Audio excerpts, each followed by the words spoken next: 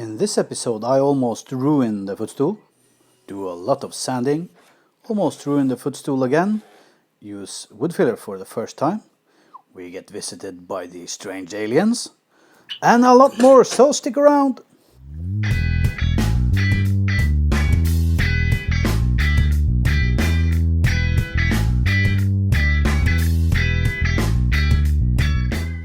Hi guys, and welcome back to the show. This is the final video in the series about the mid-century modern inspired footstool. So, if you haven't seen the first videos, I'll post a link to the playlist up here so you can follow. Let's not waste any more time and get right down to this. Oh, and by the way, it's not inspired by a mid-century modern footstool. It's inspired by this! This set of mid-century modern nightstands I found on Pinterest was the inspiration for the build. This is the design I came up with in SketchUp. I tried to use the golden ratio, but I ended up changing some of the dimensions later in the project. Where I left you guys last time, I had just made another clamp monster. But now it's time to take a look at how the finished product is going to look like, or at least a sneak peek before we attach the leg frames. Luke, I Nomad makes. I had made the top panel of the stool slightly oversized, so the first order of business was to set up the DIY router with the impromptu IKEA fence.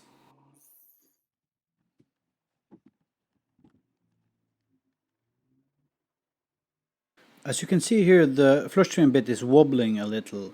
I thought it wouldn't pose a problem, but it did because it left some marks on the sides.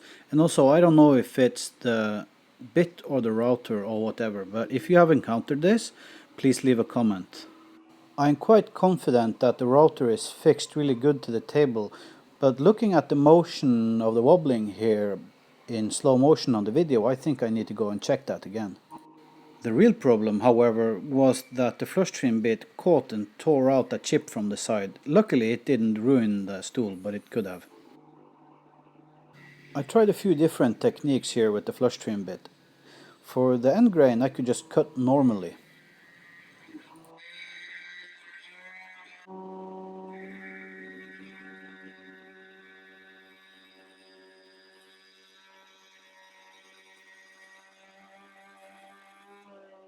For the side grain I tried cutting with the direction of the router, and that kind of worked.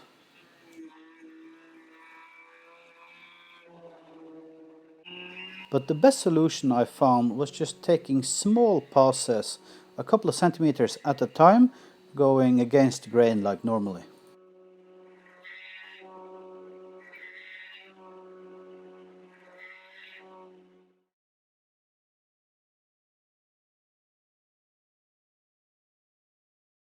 Because of the wobbling of the router bit, the bearing left some ugly marks on the sides of the frame, so they took a lot of sanding to get rid of. The leg frames were far from perfect after the glue up, and they needed both shaping and sanding on the belt and disc sander. And luckily I have a really coarse grit here because, like I've said before, this rock hard oak really needed a coarse grit for me to make a dent in.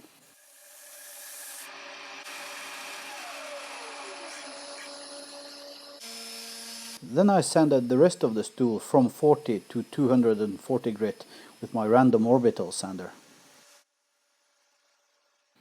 I put PVA on the sides of the leg frames, and then I used some spacers to make sure that the legs were aligned properly.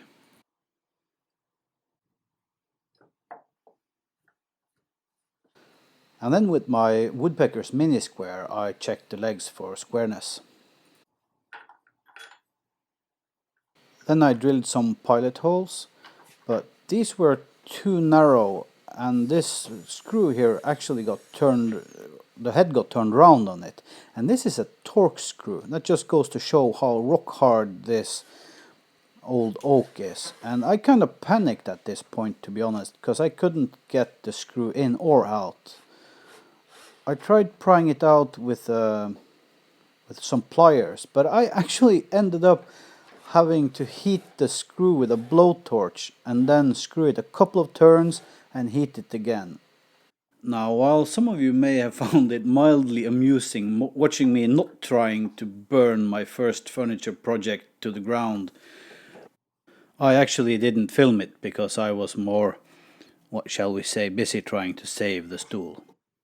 I ended up just gluing the leg frames to the top, and I think it will be plenty strong. It's a side grain to side grain join, and any actual force on these legs will be from the top, and they are resting onto the top panel there.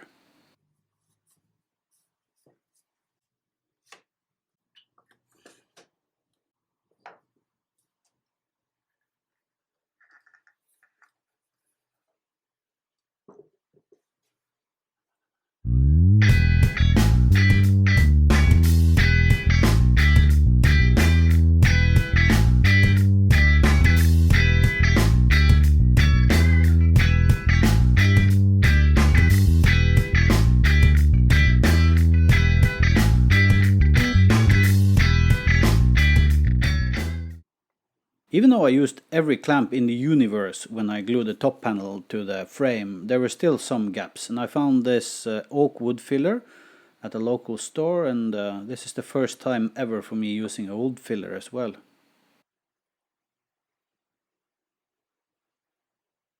As you can see, I just put some on my finger and tried to ease it into the gaps whenever they were, especially on the corners there. The wood was lifting a bit, and I wish I put some clamps there, and there was also a little gap on the side here. I also used a little bit on the leg frames.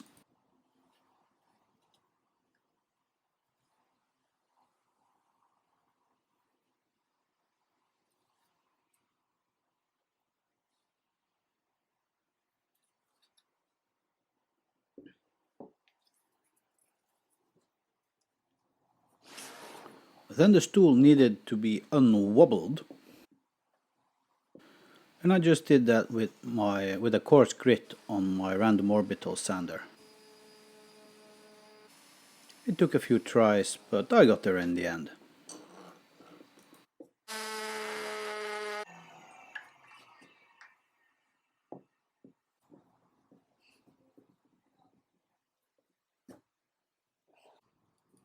Then of course there were more sanding.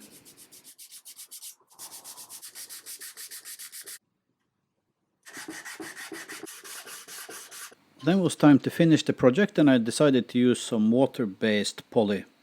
I diluted the poly with some water to make it a wipe-on, even though it clearly said on the can not to dilute it, but it still worked.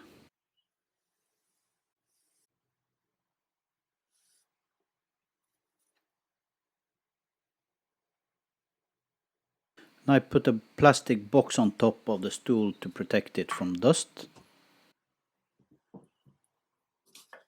I sanded after the first layer to denib the poly, but on my test pieces I found that this didn't really make any difference.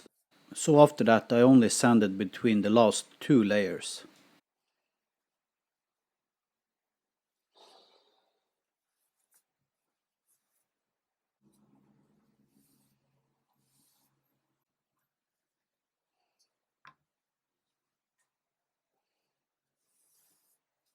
I don't have a metal trash can, so what I do with my oily and dirty rags is that I put them in one of these Ziploc bags, and I just bring them and throw them away whenever I leave the workshop.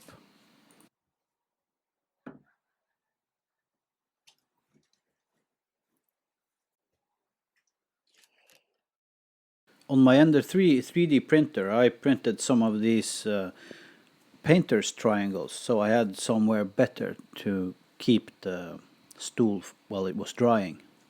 And guys, how do you like my unplugged version of Pepper's Funk?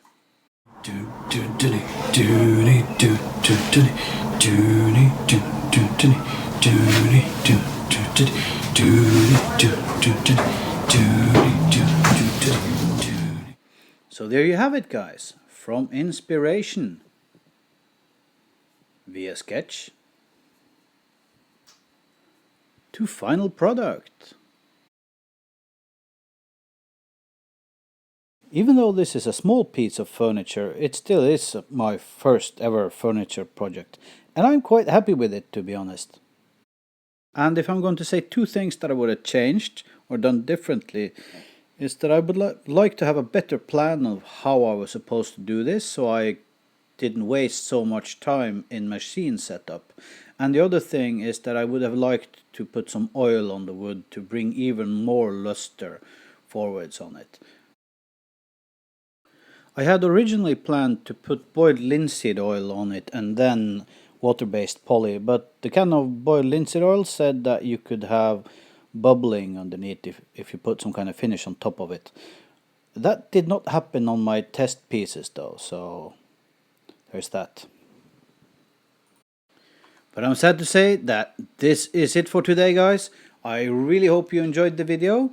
If you did, please remember to leave a thumbs up. If this is your first visit to my channel, please consider subscribing. You'll find a Patreon link and affiliate links to products I use and recommend below. Cheers, guys, and I'll catch you on the next project.